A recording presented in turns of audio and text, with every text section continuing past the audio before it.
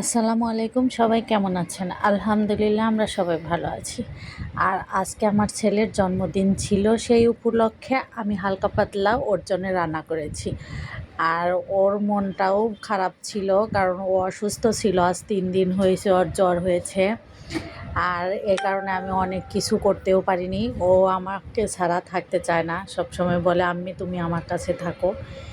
সেই কারণে ব্যস্ততা সব মিলিয়ে একটু কম কম জিনিস আয়োজন করেছি ওর জন্য।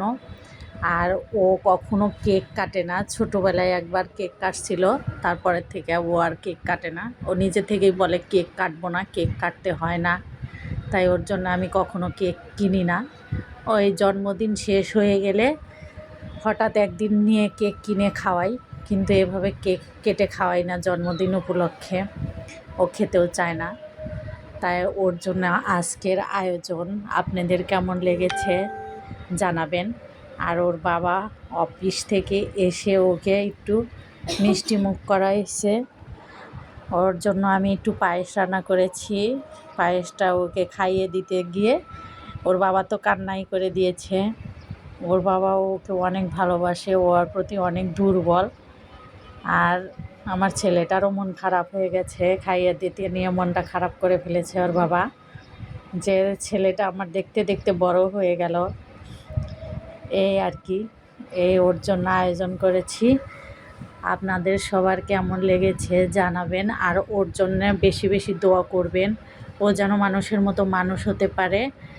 আর ওর যেন সুস্বাস্থ্য কামনা করেন সবাই ওর জন্য। ও শুধু অসুস্থ থাকে, ও সুস্থই থাকে না।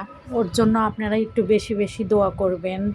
আপনাদের কাছে এই আমাদের চাওয়া, শুধু ওর জন্যই চাওয়া, ওর জন্য একটু দোয়া করবেন।